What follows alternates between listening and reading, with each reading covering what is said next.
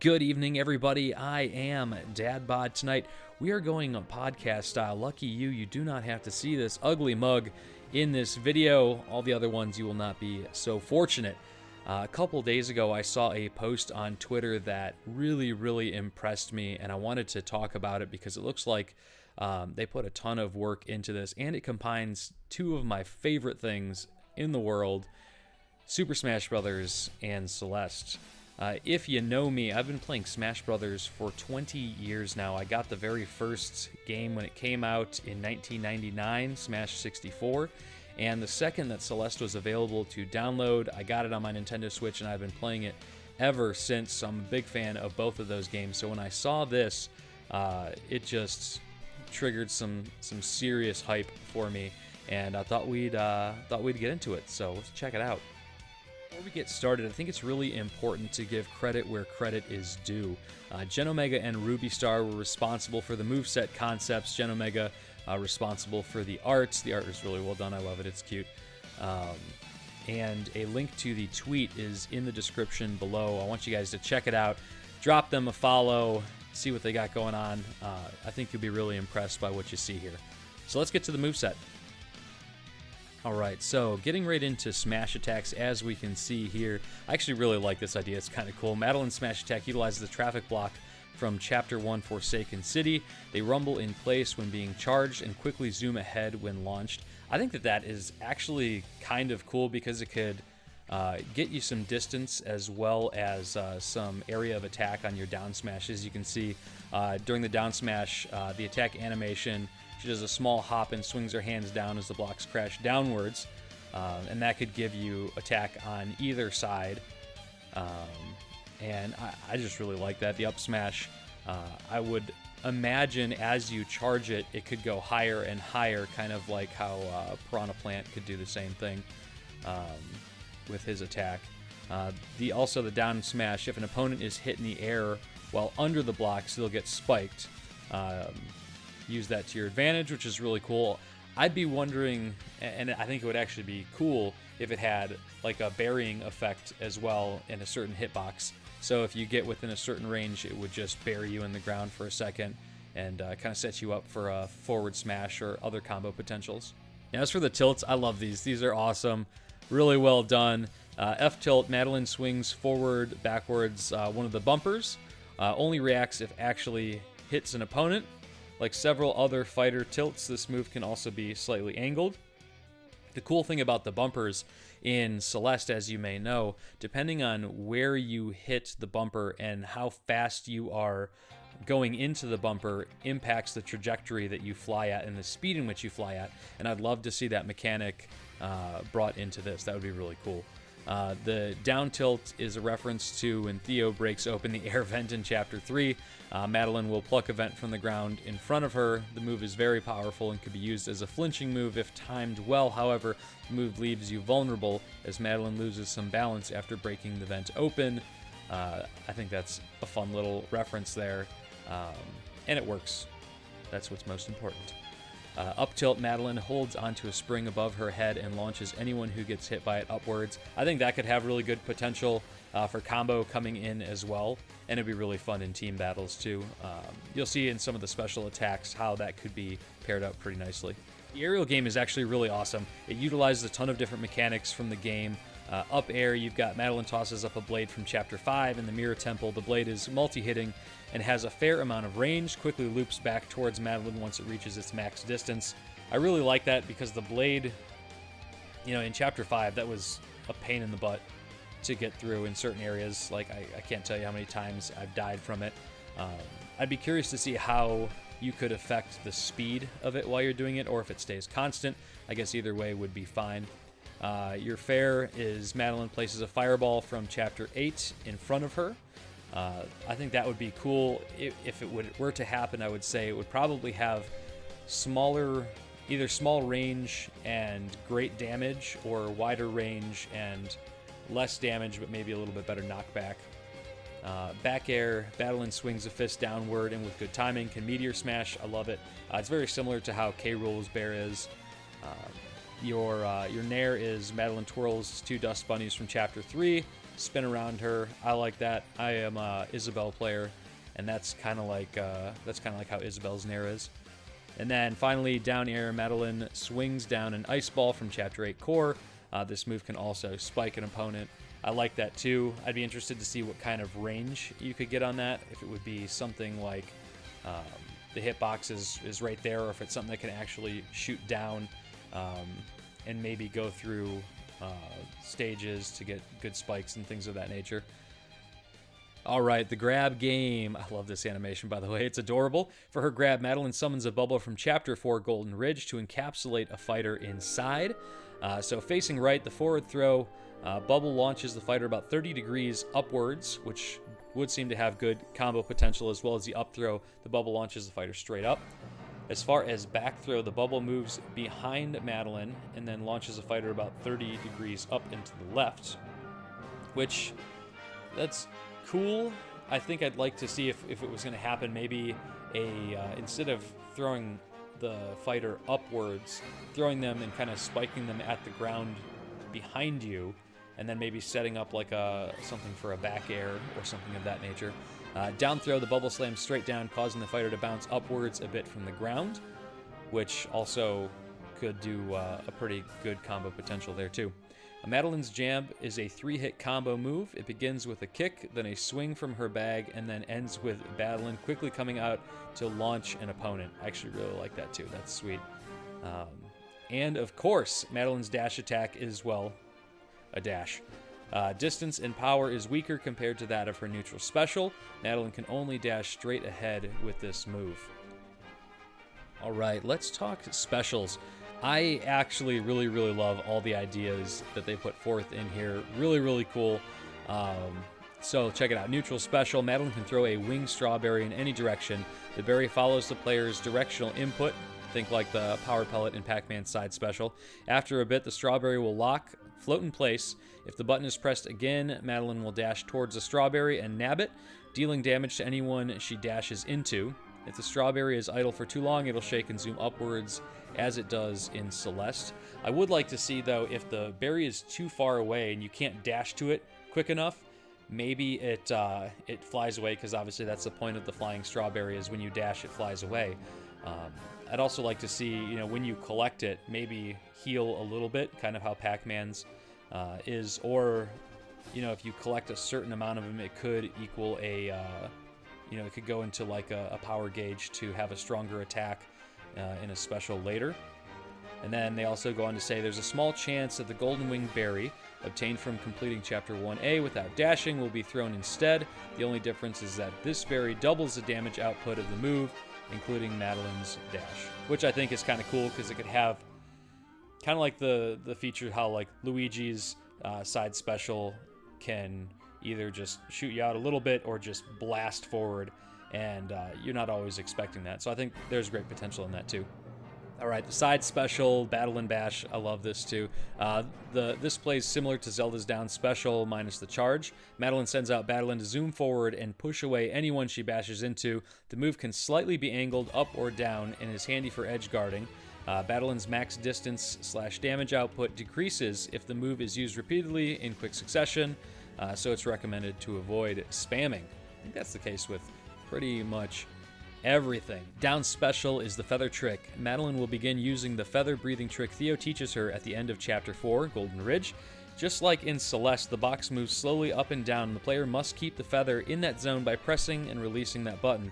Keeping the feather in the box will continually heal Madeline in small amounts over time. Just keep in mind that you're completely vulnerable during this, so make sure you have some distance first. So I kind of think of how Wii Fit Trainer does with the breathing to heal a little bit, but I like if it could go in a really small amount just consistently, but have a couple second, like 1 or 2 second cooldown, so you can't just abuse it, obviously. And one of my favorites here was the up special. Up special is the battle and toss. As you get into Chapter 7, it's kind of how you get to the next level every single time. You hop into the bubble and Madeline boosts you up. So this move is similar to a gimmick in Chapter 7. Madeline will toss Madeline straight up like Mega Man's Rush Coil Sonic Spring move. and hurt anyone on the way up, like Game & Watch's parachute move. Madeline can only be controllable again when she begins to descend. Madeline returns to Madeline once she reaches the highest point. I really like that. A vertical recovery is good if it was paired with the golden strawberry, or the winged strawberry, I mean to say. That has great recovery potential. I think it could work out really well. All right, let's talk Final Smash. This is going to be, I can already see it now. This is really cool too. Reflection, Madeline's Final Smash. Reflection makes use of the giant mysterious mirror from Chapter 5. The move begins with Madeline uncovering the mirror, which then proceeds to try and suck in everyone on the map, like Zelda's Final Smash. This is possible to escape from. However, fighters are not truly trapped in the mirror unless they are around the very center of it. After a certain amount of time, if no one is captured, the mirror will disappear. Fighters who are unfortunate enough to get sucked into the mirror, enter the demented world, will be greeted by several seekers who will gladly charge at them with quick, vicious attacks. If you haven't played it yet, when I first got, because when you first get the game, there's not a lot of enemies who are trying to get you. And the first time I saw a seeker, they're just like little nightmare boys. Like that's all they are. And all they want to do is eat your face off. And it was very unsettling at first. In the last part of the Final Smash, once the Seekers are done tearing apart the opponents, the game returns to the main battle area where the mirror is seen shattering and shortly after collapsing. Opponents will take some extra damage as they fly out of the collapsing mirror and be obviously shot out in whatever direction.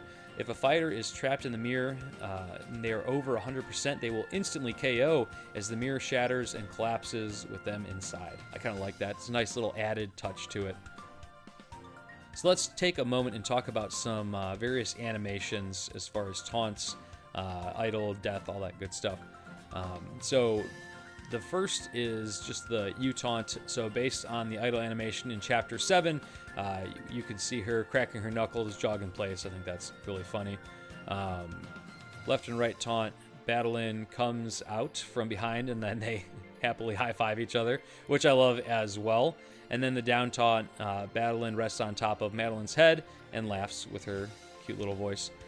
Madeline smiles, rolls her eyes, happy ending. I love that. I love those taunts. Those are really good. As far as the death animation, kind of how when Mega Man SDs or gets KO'd, Madeline has a very unique way of dying and then respawning. And I really would hope that they would incorporate that if we were ever so lucky to get this and make it happen.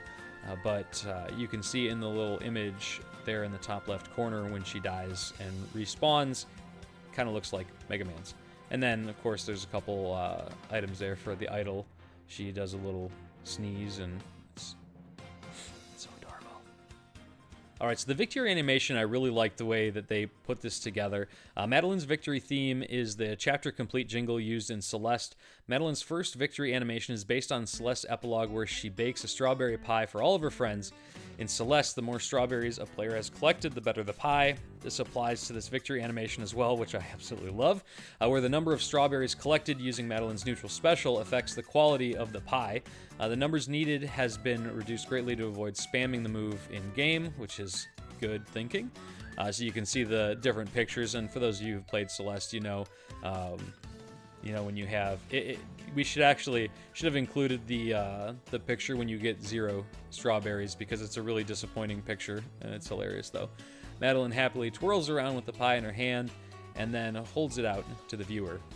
And once again, I think it would be hilarious if you got 0, because it's just an empty pie and everyone looks extremely disappointed. All right, victory animations. Her second victory animation features Theo.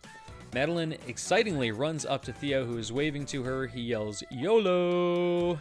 As he does in Chapter 1, and the two take a selfie together. That's great. For her last victory animation, Madeline and Madeline hug each other and spin around in the air a few times. This ends with the two of them combining, and Madeline's floating in the air in a pose similar to that from Chapter 8's completion screen, with both of her hands over the heart, which I love. All of those is great. Now, when I was thinking of alt costumes, I actually was racking my brain for a while, like, yeah, you could do Madeline, you could do Madeline, but like, what else do you do? And these two came up with some fantastic ideas. We see Battle in there, see Theo's alt art, Mr. Oshiro's, Granny's, the bird, Madeline, and Summit, though it would be disappointing if you didn't get 2 dashes when that happened. And then the Pico 8 alternative, which I love all of those. Like, those are fantastic. Really, really well done. Well thought out. I love it. That's all I have to say. Now, one thing that I thought would be really, really, really difficult to do is to pick music. Like, if it was DLC, like, you don't get a lot of songs to come with it, and pretty much every song in Celeste is amazing. All the remixes are amazing, so they chose the tracks that would fit the most in Smash, which I agree with all of those, though, like I said, you could have every single one in and it would be good. If a B-side track was played during a match on Mount Celeste, Madeline's victory music will be replaced by the B-side variant of the chapter complete jingle rather than the regular one. Also, really nice touch. I love it. You can check out all of those songs, on YouTube. Play the game. Go to Lena Raine's bandcamp. She's got all that stuff there. All right, obviously for the stage, we got to have Mount Celeste. The stage Madeline comes with is Mount Celeste itself. The stage behaves like Celeste's 7th chapter, in which fighters travel through several sub-areas from the mountain's many locations to reach its summit. The transitions between sub-areas behave like those of the Castle Siege, but look more like the transitions used in Chapter 7, respectively. After the last sub-area, the stage will loop back to the beginning. Its Omega Battlefield form have fight on a modified version of the summit only. I think it would be kind of cool if they did something like the Mario Maker stage, where it transitions between, it stays the same, obviously, look and feel, but it transitions between, original Mario, Mario 3, Super Mario World, and New Super Mario. That would be really awesome. Each sub-area has its own gimmicks to take note of. So Sub 1, in the Forsaken City, there are traffic blocks that fighters can step onto and be launched in the direction that block faces. These do not hurt the fighter, unlike Madeline's smash attacks, and fighters can still attack when flying off these blocks. Sub 2 is the Old Site. In several areas lie dream blocks from Chapter 2 Old Site. If a fighter is hit and gets launched into these, they will go through them and have all their launch speed disappear when they exit the other end. A fighter can only go through the blocks if they are being launched at a high speed, so a small percent damage fighter who got attacked likely will not go through. I think that's a really cool idea. I'd be interested to see how that mechanic worked. We need to get some modders on this. Let's get some Smash mods going. Sub 3 is the Celestial Resort. Dust bunnies sometimes appear on platforms in this area. Touching them would hurt the fighter. Sub 4 Golden Ridge. Wind will blow from the left or the right. It's not very strong like it is in Celeste, but it's still something to take caution with and could really mess you up at certain times. Sub 5 is Mirror Temple. Just watch out for spinning blades and spikes. Sub 6 Summit. No obstacles here. Fighters get to fight on the mountaintop with the flag waving in the background, which I think is great. It would be really cool too to see if you could incorporate like the Kevins in there. If you do a smash attack, they charge the other way, and it could cause a lot of disruption. I think that would be really sweet as well. So here's a couple different miscellaneous pieces that we've yet to talk about. Any stage that contains a mirror reflection, i.e. Wii Fit Studio, will have Madeline as Madeline's reflection, which is a great little touch. In a similar fashion to Joker's Final Smash, if Madeline finishes a game using her Final Smash, the transition used for the victory screen will be the chapter complete transition used in Celeste, respectively. This transition is always used if Madeline wins a match on her stage, Mount Celeste, which is great. Makes a lot of sense. Sleeping animation would be based on Chapter 1's complete screen, minus the bird. You can see Kirby's animation when he got Madeline's power. Be interested to see what power you get. Madeline has a counter for how many strawberries she collects using her neutral special. Just like in Celeste, this counter can impress your friends, but that's about it. For her victory animations, however, it's a little bit more important, I would say. So I know that it's a long shot, but something like this could really, really work. This game has gotten a ton of popularity. It means a lot to a lot of people, and I think that having something like this could really strengthen and promote the indie games. And I think that after Smash has their main fighter pass released, they really need to think about coming out with some, like an indie fighter pass. Really help promote those smaller games It's Smash Ultimate. This is the ultimate Smash game. We could have this game for years and years and years and years. The company could still make a ridiculous amount of money. I will pay it. Just keep coming with the characters, and let's do something different. Like, we're already starting to kind of reach when it comes to some of these Smash characters. Like, everyone's got that, like, want character. You know, there's a couple bigger characters that have been snubbed out, i.e. Waluigi, who will never get into Smash. Maybe. But it could do a lot of really good things if they opened up an indie channel for Smash. I mean, you could see Madeline, you could see Shantae, you could see Shovel Knight, you could see lots of different characters, you know, come to life that have been huge in the indie gaming world. And one, it'd be great publicity for them because indie developers are not these giant industries.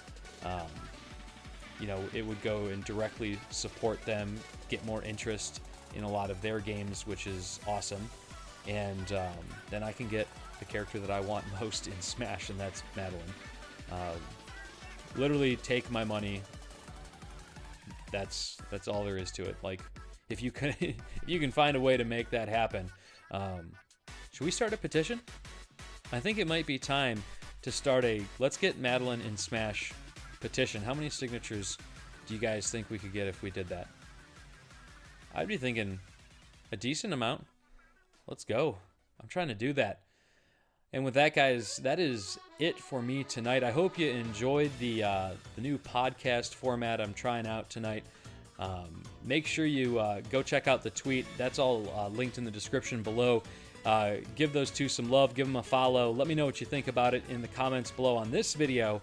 And if you enjoy the content, as always, hit that subscribe button. We've got tons of great Celeste content, tons of great Smash content.